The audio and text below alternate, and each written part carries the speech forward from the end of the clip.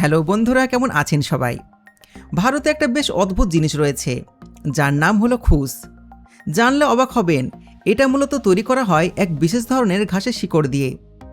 এটা বানানোর পদ্ধতি সবাইকে অবাক করার মতন। তার থেকেও অবাক করার মতন ব্যাপার হলো, এই ঘাসের শিকড় থেকে তারা বিশেষ পদ্ধতিতে এমন একটা জিনিস তৈরি করে আর এমন কাজে ব্যবহার করা হয় যা জানলে আপনি সত্যি অবাক হবেন। শুধু তাই নয়, এগুলো তারা বিদেশে রপ্তানি করে এবং কোটি কোটি বৈদেশিক মুদ্রা তারা আয় করে চলেছে। তো চলুন শুরু করা যাক আজকের ভিডিও। প্রথম ধাপে এই শিকড়গুলোকে নিয়ে যাওয়া হয় একটা বিশেষ পুকুরে।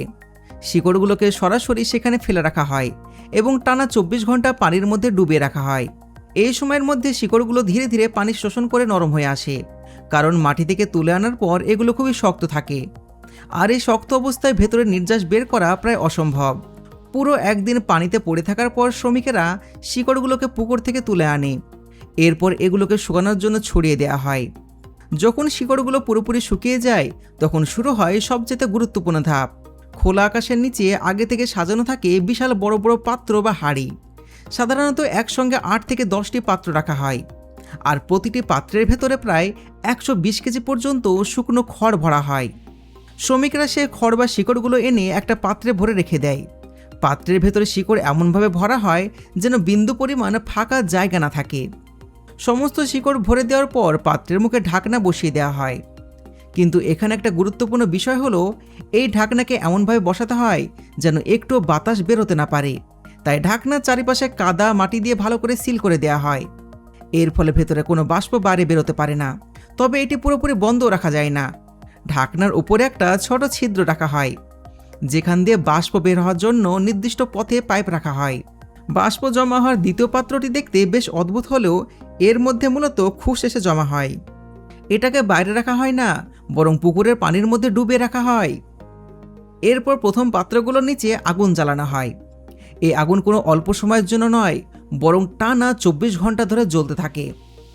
ভেতরের শিকড়গুলো ধীরে ধীরে তাপে সিদ্ধ হয়ে যায় এবং সেখান থেকে বাষ্প তৈরি হতে শুরু করে।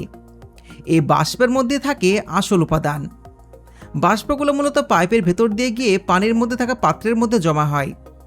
এইভাবে 24 ঘন্টা ধরে চলতে থাকে তাপ দেওয়া এবং বাষ্প সংগ্রহের কাজ। যখন পুরো প্রক্রিয়া শেষ হয়ে যায় তখন পুকুরের মধ্যে থাকা সেই পাত্রগুলো সাবধানে তুলে আনা হয়। কিন্তু এখানে শেষ কাজ নয়, বরং এখান থেকে শুরু হয় সবচেয়ে ধৈর্যের কাজ।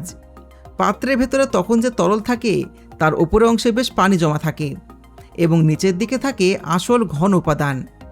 তাই সব প্রথমে সাবধানে উপরের পানি অংশ আলাদা করে ফেলে দেওয়া হয়। এরপরে নিচের অংশ বের করার জন্য পাত্রগুলোকে আবার সাজিয়ে রাখা হয় এবং হালকা তাপ দেওয়া হয় যাতে জমাট অংশটি নরম হয়ে আসে। এরপরে ব্যবহার করা হয় একেবারে আলাদা একটা পদ্ধতি। একটা লাঠির মাথায় সুতো বেঁধে সেটাকে পাত্রের ভেতর ঢোকানো হয়। সুতো ভিজে গিয়ে ভেতরে ঘন নির্যাস শুষে নেয়।